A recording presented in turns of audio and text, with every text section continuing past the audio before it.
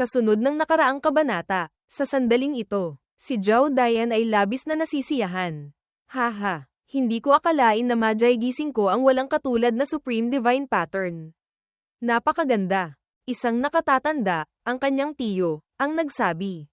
Akala ko noon na ang dugo sa katawan ni Li Qinghe, tandaan, maaaring si Li Qingzhao ang tinutukoy base sa konteksto sa bandang huli, ang makakatulong sa iyo na magising ang immortal pattern.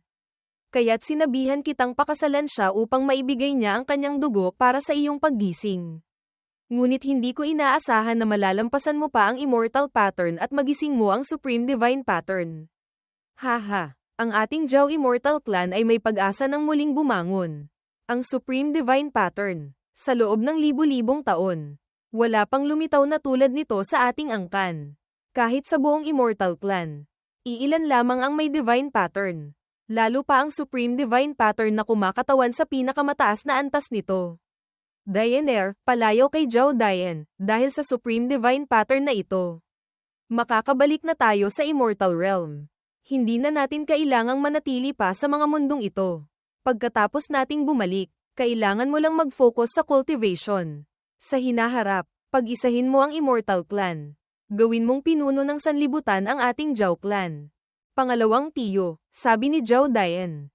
Ang ating Zhao Immortal Clan ay may tuntunin na kapag nagising ang Supreme Divine Pattern. Maaaring maging pinuno ng angkan at kontrolin ang mga miyembro nito. Tama ba? Tama, may ganoong patakaran. Kung gayon, pangalawang tiyo, lumuhad ka na kapag kinakausap mo ako. Haha, mabuti, mabuti. Kung kinausap mo pa ako ng mahinahon, medyo madidismaya pa ako. Ang Zhao Immortal Clan ay nangangailangan ng isang taong dominante at walang awa na tulad mo. Agad siyang lumuhad. Ang ika-147 na dakilang tagapagtanggol na tawista ng Zhao Immortal Clan ay nagbibigay pugay sa Master. Mag-utos ka sa ating angkan. Bilisan nilang ibaba ang daan patungo sa langit upang sunduin ako pabalik. Masusunod, Master. At itong babae, paano siya haharapin? Bagamat siya ay isang babae mula sa mortal na mundo. Nagustuhan ko siya. Marunong siyang magpalugod sa akin. Kaya't hayaan siyang sumama sa akin. Lumipat ang eksena sa mansyon ni Prince Zenen. Sa pagkakataong ito, 4 na tao ang nag-uusap.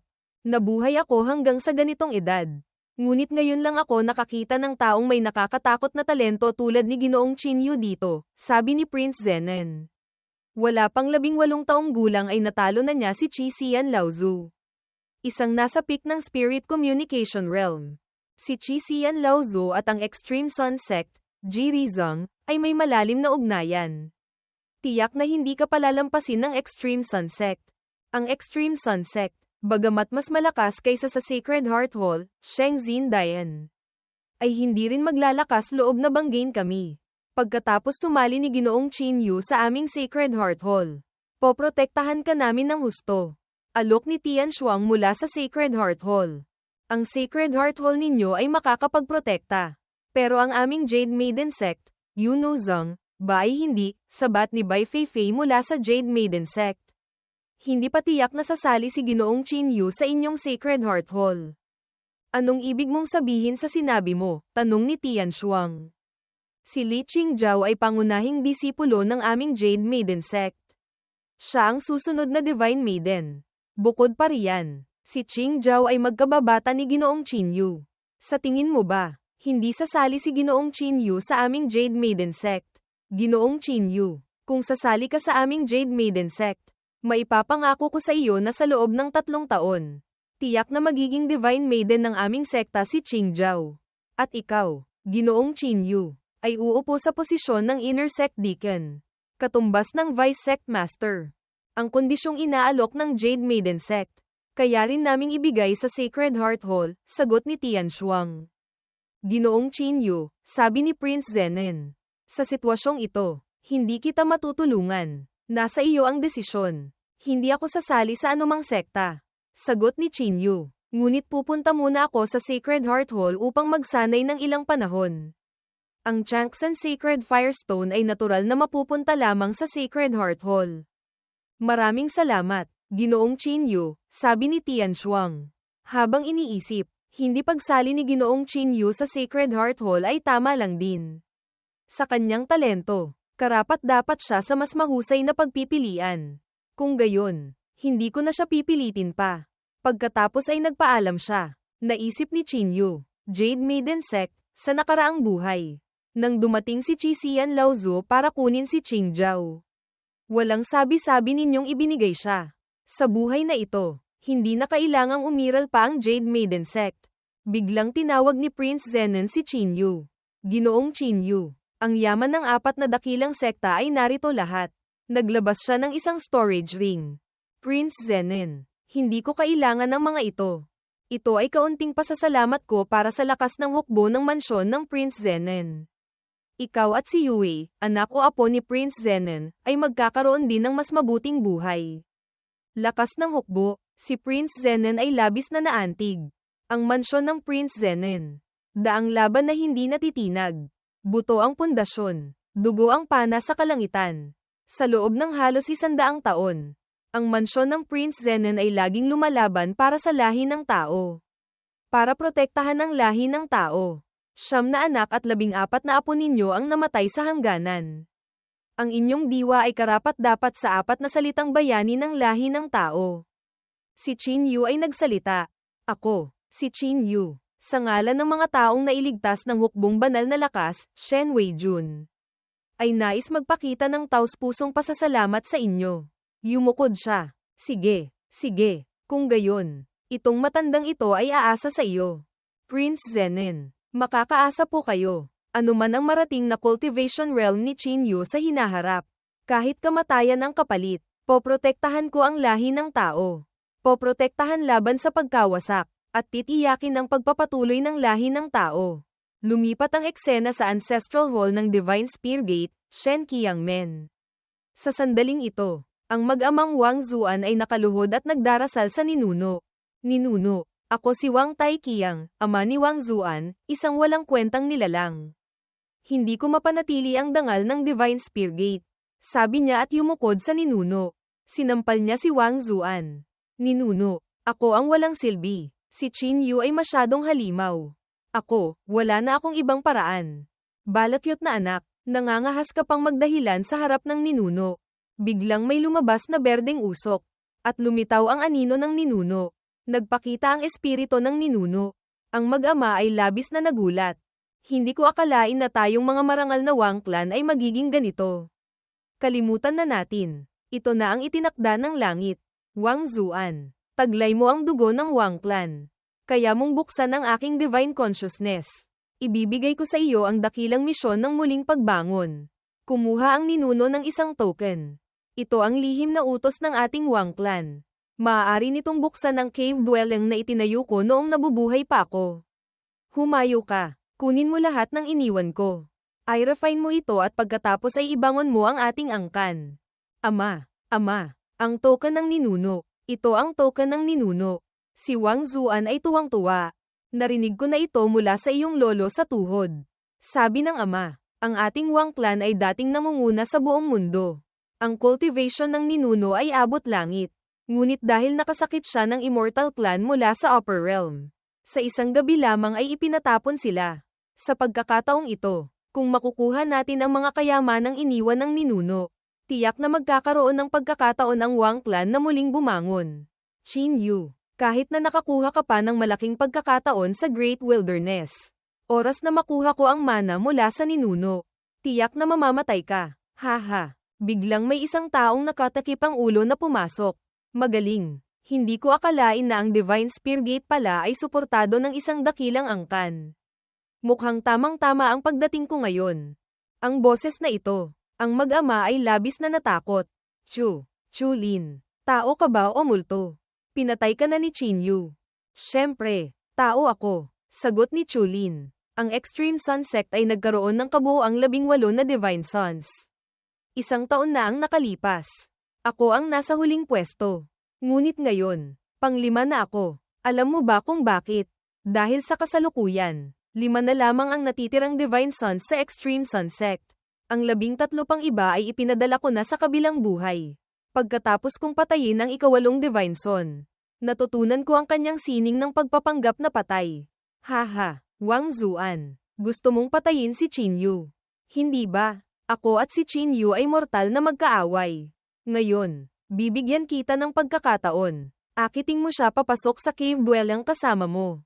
Pagkatapos ay patayin mo siya. Huwag kang mag-alala. Ang mana ng Wang Clan ay tiyak na hindi ko kukunin. Gusto ko lamang ang kanyang 9th grade Sacred Fire. Ngunit, kaya mo bang talunin si Qin Yu? Kahit si Qi Xian Laozu ay namatay sa kanyang mga kamay. May sarili akong paraan, sabi ni Chulin. Pinatay ni Qin Yu si Qi Xian Laozu. Malamang nababalik siya sa Divine Sword Dynasty. Bukas, kung hindi natin siya maakit papunta sa cave dwelling. Alam mo na ang kahihinatnan. Mabilis siyang umalis. Sa sandaling ito, si Wang Zuan ay labis na nalilito. Ama, anong gagawin natin? Sa puntong ito, wala na tayong ibang pagpipilian. Bukas, personal tayong pupunta para imbitahan si Qin Yu. Lumipat ang eksena sa gabing iyon sa Chuan-in. Si Qin Yu ay nakikipag-usap sa magkapatid na Wu. Binabati kita, Ginoong Qin Yu, sa pagkapanalo ng unang pwesto sa Sacred Fire Competition. Unang pwesto lang naman sa kompetisyon. Ano ba yun? Bukas, sisimulan ko na ang aking paglalakbay ng paghihiganti sa Divine Sword Dynasty. Tungkol naman sa inyong dalawa, may ipagagawa ako sa inyo. Makinig kayong mabuti. Kinabukasan sa mansyon ng Prince Zenin. Nagtitipon ang lahat para ihatid si Qin Yu. Ginoong Qin Yu, naway maging maayos ang iyong paglalakbay.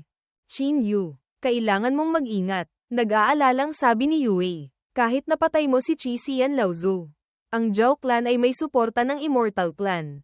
Maaaring mayroon pa silang mas malalakas na eksperto na susuporta kay Zhao Dayan. Huwag kang mag-alala, sa pagkakataong ito, hindi makakatakas si Zhao Dayan. Ginoong Qin Yu, sa pagkakataong ito, sasamahan kita, sabi ni Tian Shuang. Pagkatapos mong makapaghiganti, pupunta tayo sa Sacred Heart Hall. Biglang may pumasok na tagapagbalita. Ulat po, Prince Zenin, si Wang Taiqiang at Wang Zuan ng Divine Spear Gate ay dumating. Ganoon ba? Papasukin sila. Nagbibigay pugay kay Prince Zenin. Bakit kayo naparito ngayon? Tanong ni Prince Zenin. Si Wang Zuan ay agad na lumuhad sa harap ni Qin Yu. Naparito ako ngayon upang humingi ng tawad kay Ginoong Qin Yu. Ako'y walang alam sa lawak ng langit at lupa kaya't nakasakit ako kay Ginoong Qin Yu. Sana'y maging mapagbigay si Ginoong Qin Yu at huwag na itong pansinin. Ginoong Qin Yu, dagdag ni Wang Taiqiang. Bilang kabayaran sa aming pagkakasala sa inyo. Ang Divine Spear Gate ay nagdadala ng isang pagkakataon. Walang ibang tao rito. Maaari ka nang magsalita, sabi ni Qin Yu. Ang Divine Spear Gate ay aksidenteng natuklasan ng isang sinaunang cave dwelling. Kaya't naparito kami upang anyayahan si Ginoong Qin Yu na samahan kaming umani ng mga pagkakataon. Gaya ng inaasahan, ito nga ang mangyayari, ngunit medyo mas maaga kaysa sa nakaraang buhay. Naisip ni Qin Yu. Nang marinig ito, nagsalita si Tian Shuang. Wang Zuan, sa tingin ko ay nais mong maglagay ng patibong para kay Ginoong Qin Yu sa loob ng cave dwelling. Sa ganyang katusong plano, sa tingin mo ba ay malilin lang si Ginoong Qin Yu? Agad na nagpaliwanag ang mag-ama. Hindi po, hindi mangyayari iyon. Taos-puso kaming humihingi ng tawad. Sa ganitong halatang pain, hindi pupunta si Qin Yu, sabi ni Yue. Ngunit, pumayag ang binatang si Qin Yu. Kung gayon, tatanggapin ko ang inyong taos-pusong paghingi ng tawad. Kailan tayo aalis? Siyempre, mas maaga, mas mabuti, sagot ni Wang Zuan. Ang lihim na lugar ay nasa paanan ng bundok Chimang. Sa kanluran ng lungsod ng Chun. Kung aalis tayo bukas, mga isang araw lang ay makakarating na tayo. Kung gayon, bukas na tayo umalis. Sige, sige, kung gayon, mauuna na po kaming magpaalam. Mabilis na umalis ang mag-ama. Agad na sinita ni Yue si Qin Yu. Malinaw na plano nila iyon. Bakit ka pa rin pupunta? Paano ko hindi makikita iyon? Sagot ni Qin Yu. Ngunit huwag kang mag-alala. Nagpasya na akong pumunta. Kaya may paraan ako para lutasin ito. Ginoong Qin Yu, hayaan mong sumama ako sa iyo. Alok ni Tian Shuang. Hindi na kailangan. Ako lang mag-isa ang pupunta. Binatang Qin Yu, sabi ni Prince Zenin. Bagamat marami kang mga pagkakataon, dapat ka pa ring mag-ingat sa paglalakbay na ito. Huwag masyadong maging mayabang. Ang paalala ni Prince Zenin ay aking tatandaan. Kinabukasan, sa paanan ng bundok Chimang, dumating na ang grupo ni Chinyu. Ito ang lugar kung saan sa nakaraang buhay ay nagtagpo si Wanner, isa pang karakter. O si Yui. Sa buhay na ito, hindi na imbitahan si Wanner. Mukhang dahil sa pagkapanalo ko bilang kampyon sa Sacred Fire Competition. Nabago ko ang takbo ng orihinal na mundo. Naisip ni Chinyu. Ginoong Chinyu. Ang mga guho ay nasa paanan ng bundok Chimang na ito. Sabi ni Wang Zuan. Sa unahan ay may isang pasukan ng kuweba na nakatago. Kailangan lang nating pumasok doon. Manggana ka. Utos ni Chinyu. Opo, opo. Sino kaya ang nasa likod ng dalawang ito? Ang Zirenzong, Purple Human Sect. Naisip ni Chinyu. Mas lalo akong nasa sabik. Makalipas ang ilang sandali, Ginoong Chinyu. Narito na tayo. Isang pinto ang nasira. Nasa unahan na. Pakihuna na po, Ginoong Chinyu. Nasa loob ang isang estatwa ng ninuno ng Wang Clan. Kasama ang 3 immortal artifacts. Ginoong Chinyu. Ang 3 kayamanang ito ay para sa inyo. Naisip ni Chinyu. Ang 3 immortal artifacts na ito ay mga sandatang may sumpa. Tila ang mga kinikilala lamang ang makakakuha nito. Kung hindi ka kinikilala at hinawakan mo ito, madudurog ang iyong katawan. Ngunit ang ganitong klase ng pamamaraan ay simple lamang para sa akin. Kinuha ni Chinyu ang sibat at pinagsama ito sa Sacred Fire upang sirain ang selyo. Napakadaling buhatin. Agad niyang itinago ang 3 kayamanan sa kanyang storage ring. Susunod, kailangan ko lang i-refine ang 3 ito. At tataas ang lakas ng aking War God Spear. Ang ipinakitang ito ni Chinyu ay labis na ikinagulat ng mag-amang Wang. Biglang lumitaw ang isang token. Ito ay isang immortal pattern token. May nakaukit na pattern dito. Naisip ni Chinyu. Ang immortal pattern ay maaari lamang gisingin ng immortal clan o ng kanilang mga inapo. Pagkatapos magising, depende sa kalidad ng immortal pattern. Mag-a-upgrade ito sa iba't ibang paraan. Ang pinakamababa ay magkakaroon ng mas matibay na katawan at ang cultivation ay sisubog ng 10 beses. Kung nais ng human race na magkaroon ng immortal pattern, iisa lamang ang paraan, patayin ang isang miyembro ng immortal clan at gamitin ang isang lihim na pamamaraan upang agawin ang kanilang immortal pattern. Tiyak na nakuha ni Wang Zuan sa nakaraang buhay ang immortal pattern token na ito.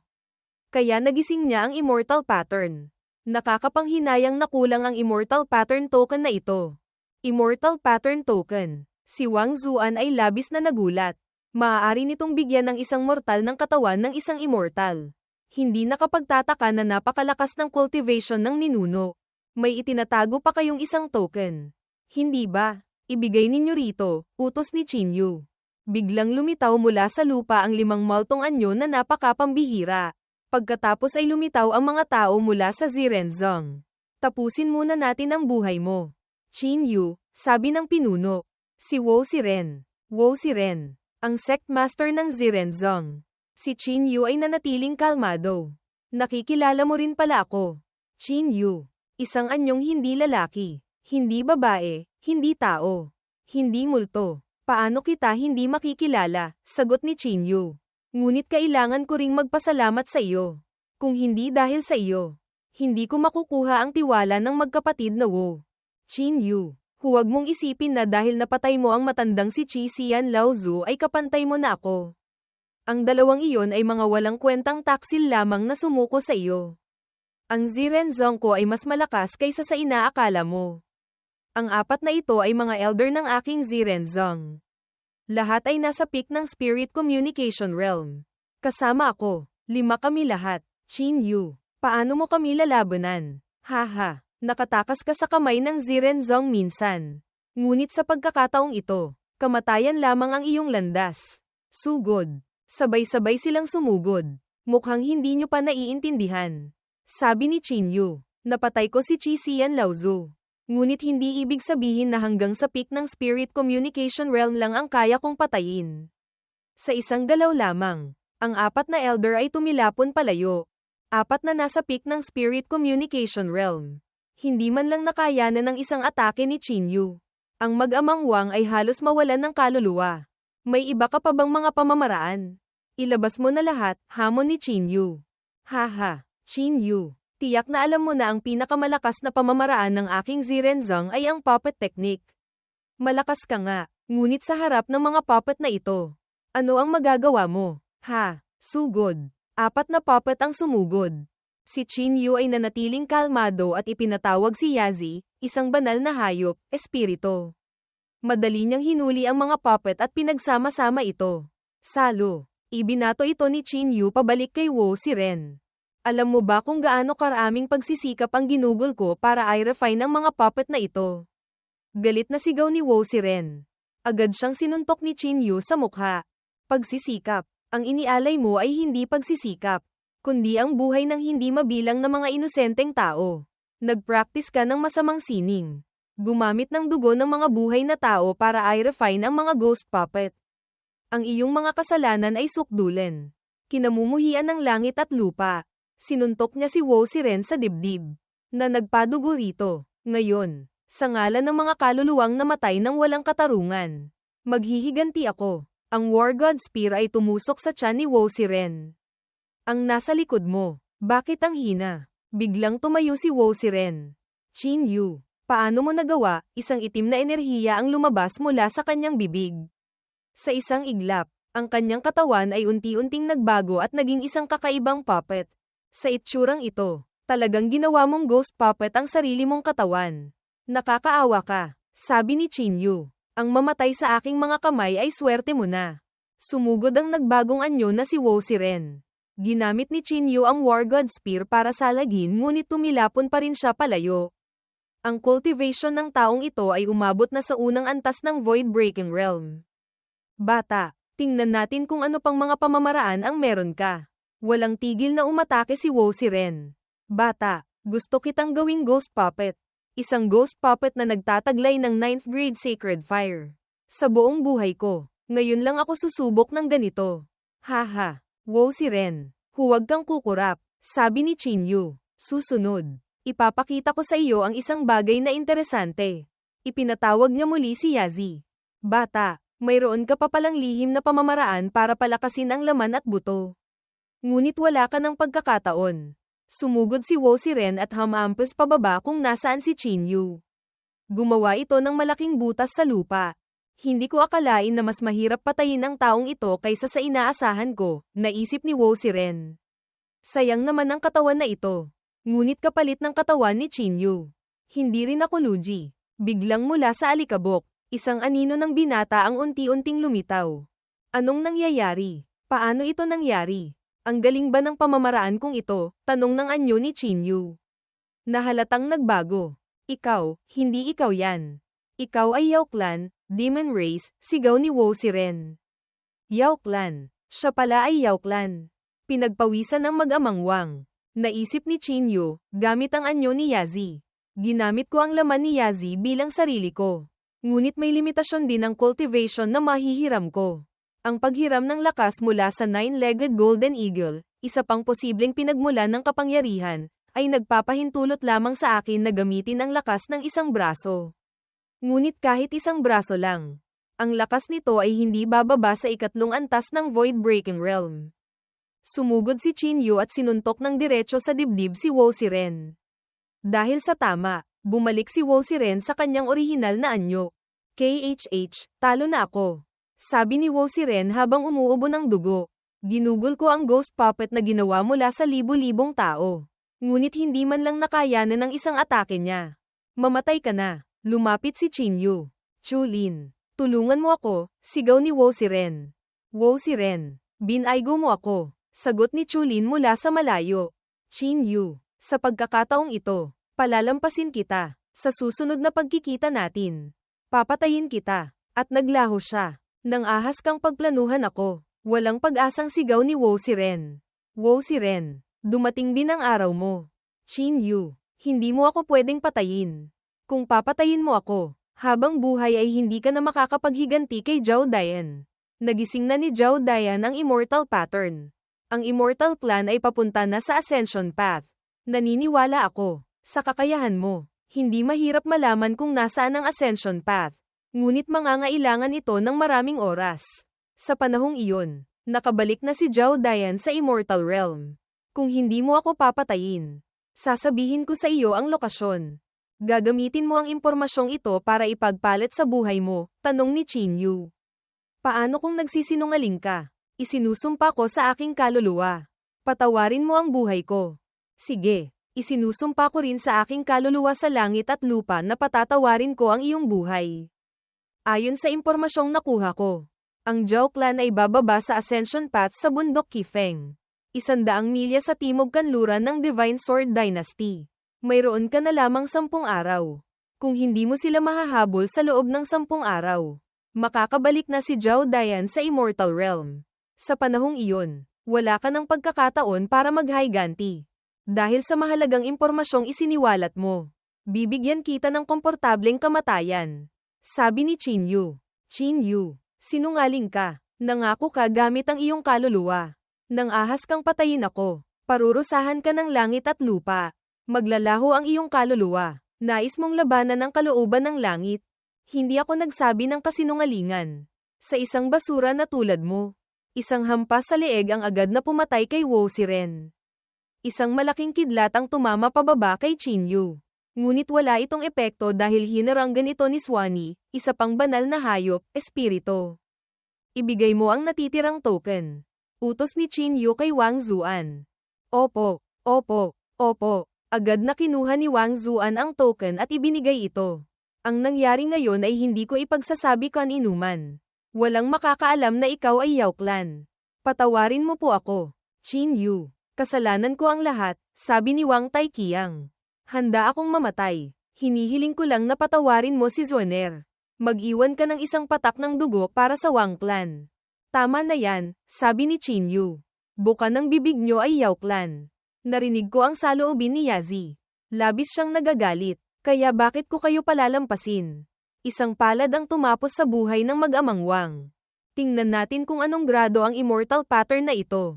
Pinagsama ang dalawang token. Isang malakas na enerhiya ang bumuhos. Yazi, gusto mong i-absorb ang immortal pattern? Sige, kunin mo. Naisip ni Qin Yu. Ito ay 7th layer immortal pattern. Hindi kayang i-absorb lahat ni Yazi.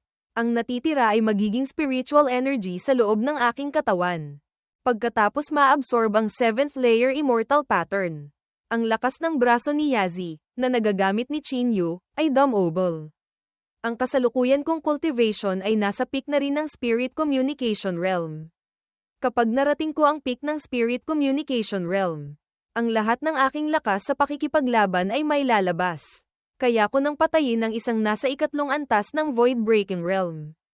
Kung ay dadagdag pa ang braso ni Yazi, kaya ko pang patayin ng isang nasa 5 antas ng void-breaking realm. Zhao Dayan, bagamat hindi ko alam kung anong klaseng immortal pattern ang nagising mo. Sa susunod, tiyak na mamamatay ka. Mula rito, ang pagpunta sa bundok Qifeng ay aabutin ng 9 na araw. Sa panahong iyon, hindi na aabot kung babalik pa sa lungsod ng Chan. Kailangang dumiretso na sa bundok Qifeng. Sumulat si Qin Yu ng liham at ipinadala ito kay Prince Zenon. Zhao Dayan, darating na ako. Agad siyang umalis. Makalipas ang 9 na araw. Sa bundok Qifeng, dumating na ang grupo ni Zhao Dayan. Zhao Dayan, pagdating natin sa Immortal Realm, hindi kaya pagtatawanan nila ako, tanong ng babaeng kasama niya. Ako ang magpoprotekta sa iyo. Sino ang mangangahas na pagtawanan ka? Pagdating ng araw na ako na ang pinuno ng Immortal Clan, ang posisyon ng Empress ng Human Race ay para sa iyo. Sagot ni Zhao Dayan. Salamat, Zhao Dayan. Mula sa langit, isang maningning na liwanag ang bumaba, at isang hagdan ang lumitaw. Sa kabilang dulo ay sina Zhao Zuaner at Zhao Fengsheng. Ang miyembro ng Zhao Immortal Clan na si Zhao Zuaner ay narito upang sunduin ang Master pabalik. Zuaner, masyadong malakas ang iyong cultivation. Ang basta-bastang pagbaba sa lower realm ay magdudulot ng kaguluhan. Kaya't patawarin mo ako kung hindi kita personal na masasalubong sa lower realm. Walang kwentang salita, bulong ni Zhao Fengsheng. Ikaw lang mag-isa, makakapagdulot ka na ng kaguluhan sa mundo ng mga tao. Sinabi mo lang yan para magdahilan sa kanya. Napakayabang, sabi ni Zhao Zuaner. Hindi kailangang magalit, maaga o huli. Mamamatay din naman siya. Tara na. Ikaw ang bahala, manguna ka papunta sa Immortal Realm. Biglang, mula sa malayo, si Qin Yu ay dumating na rumaragasa. Zhao Dian, huwag kang umalis. Si Qin Yu ba yan? Ang usapin natin ay hindi pa tapos. Bakit ka nagmamadaling tumakas? Tanong ni Qin Yu. Ang batang ito ba si Qin Yu? Ngayong nakita ko siya ng personal. Talagang kahanga-hanga ang kanyang tindig. Sabi ni Zhao Zuaner. Siya nga, kailangan ba nating kumilos? Tanong ni Zhao Fengsheng. Nagising na ni Zhao Dian ang Supreme Divine Pattern. Ang pagharap sa isang mortal ay malamang isang pitik lang ng daliri. Bakit pa tayo kikilos? Kung kahit isang mortal ay hindi kayang patayin ni Zhao Dian, paano niya pamamahalaan ang Zhao Immortal Clan at ang buong mundo? Sagot ni Zhao Zuaner. Hindi ko akalain na sa maikling panahon lang ay nakarating ka na sa peak ng Spirit Communication Realm. Talagang nagulat mo ako ng kaunti. Sabi ni Zhao Dian. Zhao Dian, mas gusto ko pa rin ang itsura mo noong umiiyak ka at nagmamakaawa. Humihingi ng tulong sa iyong pangalawang tiyo. Ha ha ha, Qin Yu, ngayon ay hindi na ako madaling year-akan pa. Sa tingin mo ba, dahil nakaabot ka sa peak ng Spirit Communication Realm ay pwede ka nang umasta sa harap ko? Inaamin ko, mayroon tayong hindi pa natatapos na ugnayan noon. Ngunit ngayon, lahat ng mayroon ka ay basura lamang sa aking paningin. Zhao Wan, ang pangalawang tiyo, patayin mo siya. Malinaw, sabi ni Zhao Wan. Noong nakaraan, pinatawad kita. Dapat ay nagtago ka na lang. Ngunit ngayon, naparito ka para hanapin ang iyong kamatayan. Naghahanap ng kamatayan. Masyado ka yatang kampante, sagot ni Qin Yu. Ang dalawa ay nagsagupaan sa gitna ng alikabok. Sa gilid, nag-usap sina Zhao Zuaner at Zhao Fengsheng. Sa tingin mo, ilang atake ang kakayanin ni Zhao Wan laban kay Qin Yu? Kahit isang atake, hindi niya kakayanin, sagot ni Zhao Fengsheng. Hindi lang si Zhao Wan. Kahit si Zhao Dian ay hindi kakayanin ang isang atake ni Qin Yu. Nagising na ni Zhao Dian ang Supreme Divine Pattern. Nasa Void Breaking Realm na siya ngayon. Kahit mahina siya noon, hindi niya kakayanin ang isang atake ni Qin Yu ngayon.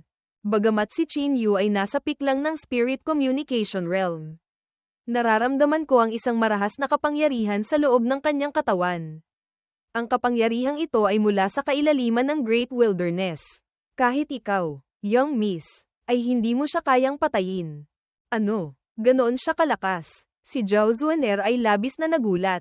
Bumalik sa laban. Si Zhao Dian ay puno ng kumpiyansa. Isang atake ni Zhao Wan na ginamit ang buong lakas. Tiyak na patay na si Qin Yu. Qing He, o ang babaeng kasama niya, Tero na. Biglang may tumawag mula sa malayo. Zhao Dian, saan ka nagmamadali? Si Qin Yu ay lumitaw na walang gallows. Hindi ka nasa peak ng Spirit Communication Realm. Nakapasok ka na sa Void Breaking Realm, gulat na sabi ni Zhao Dian. Si Zhao Wan naman ay nakahandusay na at hirap ng huminga. Lintik, dapat pala pinatay na kita noon, sabi ni Zhao Wan. Sayang naman. Sa pagkakataong ito, ako ang magpapasya. Mamatay ka na, Zhao Wan. Binali ni Qin Yu ang leeg ni Zhao Wan. Zhao Dian, mukhang hindi magaling itong pangalawang tiyo mo. Ah, Qin Yu. Naglabas ng matinding enerhiya si Zhao Dian. Sige, hayaan mong masilayan ko ang immortal pattern na ipinagmamalaki mo, hamon ni Qin Yu. Qin Yu, noong araw na iyon, natalo mo ako. Ngunit ngayon, hindi na mauulit iyon. Ang lakas ni Zhao Dian ay umabot na sa Void Breaking Realm. At pinalakas pa ng immortal pattern. Kaya't nagagamit niya ang buong potensyal ng kanyang sandata. Mas mahirap kalabanin si Zhao Dian kaysa kay Wu Siren. Mamatay ka na, Qin Yu. Sumugod si Zhao Dian. Ginamit ni Qin Yu ang War God Spear para sa malag ngunit napaatras pa rin siya. Nakita mo na, Qin Yu. Hindi na ako ang taong kaya mong year-akan, sigaw ni Zhao Dian. Sumugod siya at sinipa si Qin Yu. Ngunit nahawakan ni Qin Yu ang kanyang paa at ibinalibag siya sa lupa. Masyado kang maagang nagdiwang. Sige, gaya ng gusto mo. Ngayon, tatapusin na natin ang lahat. Naglaban ang dalawa. Isang tuhod ang tumama sa tiyan ni Zhao Dian, na nagpatilapon sa kanya. Tanggapin mo ang pangalawang atake ng aking sibat. Extinguishing God Thunder Spear. Ikalawang anyo, Raging Soul. Isang napakalakas na atake ang bumagsak kay Zhao Dian. Lumikha ng malaking pagsabog. Lumabas ka na. Alam kong hindi ka napatay ng atakeng iyon, sigaw ni Qin Yu. Lumitaw si Zhao Dian na walang pinsala. Nagkakamali ka. Hindi mo lang ako napatay. Kahit isang hibla ng buhok ko ay hindi mo nasaktan. Bagamat hindi kita matalo noon. Hindi ko rin inaasahan na ang Supreme Divine Pattern ay magpapalakas sa akin ng ganito. Haha. Supreme Divine Pattern. Ngayon ko lang narinig yan. Tila isang uri ng pag-iral na mas mataas pa sa Immortal Pattern, naisip ni Qinyu. Agad na lumipat si Zhao Dian sa likuran ni Qinyu at nagpakawala ng sunod-sunod na atake. Hindi makasabay si Qinyu. Ito ang walang katapusang pinagmumulan ng lakas. Qinyu, tapos na ang laro. Zhao Dian, ang mayabang mong itsura ay talagang nakakasuka. Sabi ni Qinyu. Qinyu, sa totoo lang, medyo naaawa ako sa iyo. Dapat sana ay mas maganda ang iyong kinabukasan. Ngunit maling tao ang kinalaban mo. Haha, nakatakda kang maging tuntungan ko lamang. Nag-ipon si Zhao Dian ng isang malaking bola ng pulang enerhiya at ibinato ito kay Qinyu. Bilang tuntungan ko, hindi mo kailangang mahiya. Sa mundong ito, ilan lang ang nagiging alagad ko. Tapos na ba? Nakakainip, sabi ni Zhao Zuaner. Zhao Fengsheng, masyado mong minaliit si Qinyu. Nandito na naman. Naramdaman ni Zhao Fengsheng ang isang bagay. Patay na si Qinyu. Ang kanyang mga alaala sa mundong ito ay tapos na. Sa mundong ito, tanging ang Immortal King na si Zhao Dian na lamang ang natitira, sigaw ni Zhao Dian. Ngunit sa likuran niya, isang higanteng braso ang unti-unting umahan mula sa lupa. Ganoon lang at gusto mo nang manalo. Simulan na natin ang ikalawang round, sabi ni Qinyu, na may nagbagong anyo na braso, mula kay Yazi. Sa sandaling ito, naramdaman ni Zhao Dian ang matinding takot. Nanginginig ang kamay ko. Nagising ko na ang Supreme Divine Pattern. Pero isang mahinang mortal lang ang nagpapanginig sa Supreme Divine Pattern. Nanginginig ang aking Immortal Pattern. Bagamat taglay niya ang lakas mula sa kailaliman ng Great Wilderness. Zhao Fengsheng, ano ang ibig sabihin nito? Naguguluhang tanong ni Zhao Zuaner. Ang ating Immortal Clan at ang Great Wilderness Demonic Beasts ay magkaugnay at magkalaban. Ngunit kung simpleng nakuha lamang niya ang lakas sa Great Wilderness, imposible na manginig ang Immortal Pattern. Naaga ng batang iyan ang katawan ng isang Great Wilderness Demonic Beast. Marahil ang pinakamalakas pa sa Great Wilderness. Hindi maaaring hayaang mabuhay ang batang ito. Ako na ang papatay sa kanya. Kung hahayaan siyang lumakas, lilipulin niya ang buong Immortal Clan, sigaw ni Zhao Fengsheng. Zhao Fengsheng, ang alitan ni Qinyu at Zhao Dian ay personal nilang usapin. Ang ating Immortal Clan ay laging naghahangad ng mga talento. Nakakita tayo ng ganitong talento. Paano natin siya susupilin? Sa aking palagay, kung mamatay si Zhao Dian sa kanyang kamay ngayon, mas makakabuti pa ito sa atin. Huwag kang padalos-dalos, mariing sabi ni Zhao Zuaner. Ang sinabi ko ay maaaring tama. Ngunit Zhao Fengsheng, hindi ako nakikipagnegosasyon sa iyo. Sinasabi ko lang sa iyo. Malinaw ba? Bumalik sa laban. Zhao Dian, mukhang natatakot ka. Nanginginig ang dalawang kamay mo. Oh, tanong ni Qinyu. Walang kwenta. Sa tingin mo ba dahil nagbago ka ng kaunting anyo ay matatalo mo na ako? Ang Supreme Immortal Pattern ng pinakamalakas na kapangyarihan ng Immortal Clan. Sino mang humarap dito ay dapat lumuhad.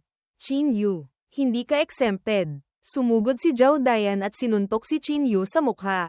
Ang mananalo ay ako. Ako. Walang tigil siyang umatake. Ngunit sa isang atake lamang. Si Zhao Dian ay tinusok ni Qinyu sa dibdib. Pagkatapos ay hinugot ni Qinyu ang Supreme Divine Pattern mula sa kanyang katawan. Talo, ako. Taglay ko ang Supreme Divine Pattern, pero natalo ako. Si Zhao Dian ay nakahandusay na sa lupa. Tulungan niyo ako. Iniuutos ko sa inyong dalawa na tulungan ako. Sigaw niya kina Zhao Zuaner. Zhao Dian, kahit gusto kitang tulungan, wala akong magagawa. Paumanhin, sagot ni Zhao Zuaner. Ikaw, isang sipa mula kay Qinyu ang tumapos sa buhay ni Zhao Dian. Mag-a-update ako ng kasunod na bahagi sa lalong madaling panahon. Maraming salamat sa lahat ng nanood at sumuporta sa Winnie Manhua Balita.